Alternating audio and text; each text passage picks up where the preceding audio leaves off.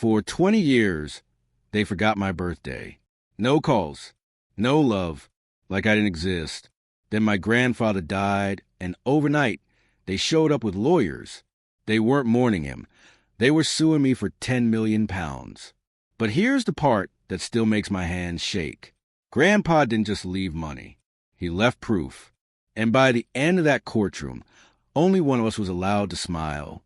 Hello, friends. Thanks for joining us at True Experience. If this story resonates with you, please hit that like button and subscribe to stay connected with more real-life tales of betrayal and justice. Drop a comment below telling us where you're watching from. We love hearing from our community across USA, Canada, and around the world. Quick note before we begin. This account contains details about family conflict and legal matters. Names and certain details have been changed for privacy. My name is Howard. I'm 63 years old now, and I still remember the exact date my family stopped pretending I mattered. August 14th, 1998. My 32nd birthday. I waited by the phone all day. Made myself a sandwich at noon. Watched the evening news alone. When midnight came, I sat at my kitchen table and understood something I've been avoiding for years. They were done with me. My mother, my two brothers, my sister, done. It wasn't sudden, really. It had been building since my father died when I was 28. He left the house to Mom. Some savings split between us kids, and that was that. But after his funeral, something shifted. Mom moved in with my older brother, David. Within 6 months, family dinners stopped including me. Christmas became immediate family only, which apparently I no longer was. I never knew why. I asked once. Mom looked past me and said, "You've always been difficult, Howard." That was the whole explanation. Difficult. So I stopped asking. I built my life anyway. Worked as an accountant for a mid-sized firm in Manchester. Bought a small flat. Got a cat named Stanley. Learned to cook properly because no one was inviting me anywhere. I dated a woman named Claire for 3 years, but when she wanted to meet my family, and I had explained I didn't really have one, she left. Said it was a red flag. Maybe she was right. The years went by quietly. I saw my family at my grandfather's 90th birthday in 2005. They were polite, distant. My sister, Emma, asked how work was going. I told her about a promotion I'd received. She said, "That's nice," and walked away mid-sentence to refill her wine. Grandpa pulled me aside that night. He was still sharp, even at 90. Tall man, broad shoulders, hands that had built half the houses in our town back in the 60s. "They treating you right, Howard?" he asked. I shrugged. "It is what it is, Grandpa." He studied me for a long moment. "Your dad would have hated this." "Yeah, he would have." Grandpa squeezed my shoulder. "You're a good man. Don't forget that." I didn't see him again for another year. Then another. He moved into a care home in 2010. I visited every month. Brought him newspapers, chocolate biscuits, photos of Stanley. We'd sit in the garden when the weather allowed, and he'd tell me stories about the war, about building his business, about my grandmother who died before I was born. My mother visited him twice in 5 years. David sent a Christmas card once. Emma and my younger brother, Tom, never came at all. In 2015, Grandpa had a stroke. Mild, but it slowed him down. I started visiting twice a month. He told me he'd updated his will. Said he wanted to make sure things were fair. I didn't think much of it. Figured he'd split everything evenly like people do. He died in his sleep on March 3rd, 2018. 98 years old. I cried alone in my flat that night. Stanley sat on my lap, purring, and I realized Grandpa had been the last person in my family who actually loved me. The funeral was small. Mom sat in the front row between David and Emma, dabbing her eyes with a tissue. Tom stood behind them, checking his phone. I sat 3 rows back. No one acknowledged me. After the service, David approached me in the car park. "We'll be sorting out Grandpa's estate," he said. "Solicitor will be in touch." "All right," I said. He walked away. 3 weeks later, I received a letter from a law firm in London. They represented the estate of Thomas Edward Henshaw, my grandfather. I was requested to attend a reading of the will. I took a day off work and drove down. The solicitor's office was all dark wood and leather chairs. I arrived 10 minutes early. My family was already there, sitting on one side of a long table. They looked at me when I entered. Mum's face was unreadable. David's jaw was tight. The solicitor, a woman in her 50s named Ms. Brennan, gestured to a chair across from them. I sat. She opened a folder and began reading. Most of it was standard. Small bequests to a few charities.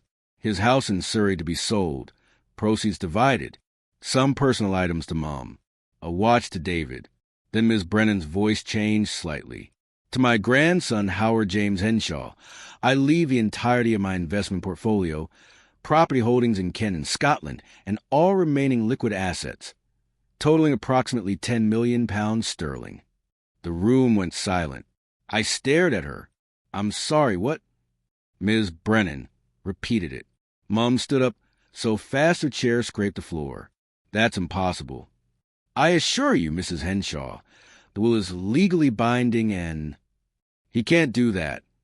David's voice was loud now. We're his children, his grandchildren. Howard hasn't been part of this family in 20 years.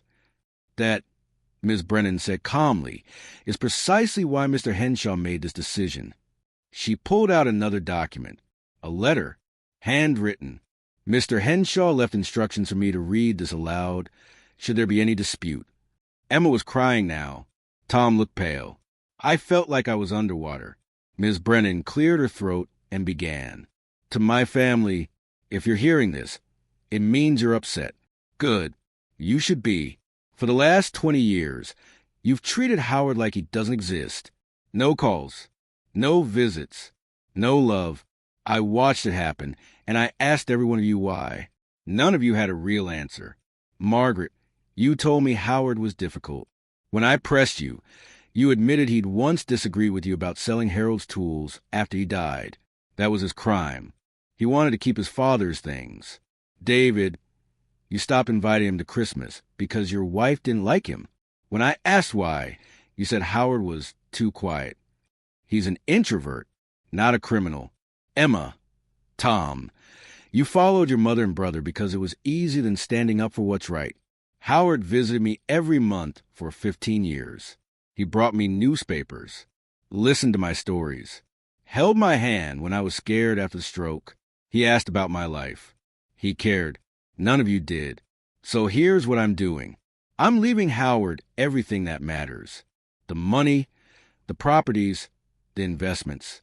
You'll get enough to feel the loss, but not enough to ignore what you've done. I don't expect you to apologize. I don't expect you to change. But I do expect you to live with this. Howard, you're a good man. Build a life that makes you happy. You've earned it. Thomas Edward Henshaw. When Ms. Brennan finished, no one spoke. Then David slammed his hand on the table. We're contesting this. And they did. For 18 months, my family dragged me through legal hell. They claimed Grandpa wasn't a sound mind, that I'd manipulated him, isolated him, coerced him into changing his will. Their lawyers demanded records of my visits, phone logs, medical reports. They painted me as a predator who'd taken advantage of a lonely old man. I hired a solicitor, a sharp, no-nonsense man named Patrick, who calmly dismantled every claim. The care home provided visitor logs. I'd come 53 times in 5 years. Mum had come twice. David once. Emma and Tom never. Grandpa's doctor testified he'd been mentally sharp until the day he died. Ms. Brennan provided documentation showing Grandpa had updated his will in 2015, fully 3 years before his death, and had confirmed it annually after. And then Patrick played his final card. He presented a series of recorded conversations between Grandpa and his solicitor from 2016. In one, Grandpa explicitly stated his reasons for the will. He named each family member, detailed their neglect, expressed his disappointment. When the judge listened to that recording in chambers, the case was over. June 2019. The courtroom was nearly empty. Just me, Patrick, my family, their legal team, and the judge. The ruling was swift. The will stood. All claims dismissed. Costs awarded against the claimants. David walked out without looking at me. Emma sobbed into Tom's shoulder. Mom stopped in front of me, her face tight. "I hope you're proud of yourself," she said. I looked at her, really looked at her, and for the first time in 20 years, I felt nothing. "I'm not ashamed," I said. "That's enough." She left. Patrick shook my hand. "Go live your life, Howard." And I have. I kept my job, sold one of the properties, and donated a chunk of the money to the care home where Grandpa spent his final years. I set up a scholarship fund for young accountants from working-class families, took a trip to Scotland, and stayed in the house Grandpa left me. It's beautiful. Stone walls, views of the hills.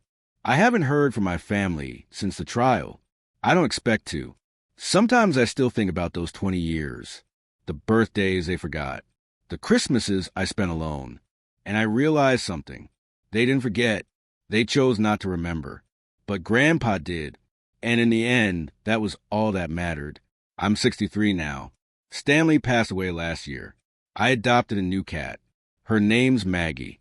I joined a walking club, made a few friends. Life is quiet, but it's mine. And sometimes when I'm sitting in that house in Scotland, looking out at the hills, I think about Grandpa's letter, the part where he said I'd earned this. Maybe I did, not through manipulation or cruelty, just by showing up, by caring when no one else did. That's the truth I carry now, and it's enough. If this story meant something to you, please leave a like and subscribe. Share your thoughts below. We read every comment. And if you've experienced something similar, know this: you're not alone. Sometimes, the people who truly see us aren't the ones we're born to. They're the ones who choose us. And that's a kind of love worth holding on to. Thank you for listening.